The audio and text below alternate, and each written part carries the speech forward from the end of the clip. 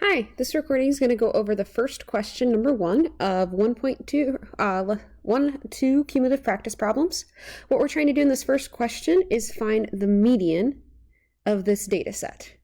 So if we want to look at all the numbers we've got, we have a 5, a 6, 6, 6. We have 4 7s, 1, 2, 3, 4, 3 8s, 8, 8, 8, 2 9s, a 10, and then 1, 2, 3, 4, 5 11s. Remember that the median is the middle number of a data set. So if I count up all these numbers, I have 1, 2, 3, 4, 5, 6, 7, 8, 9, 10, 11, 12, 13, 14, 15, 16, 17, 18, 19. I have 20 total numbers.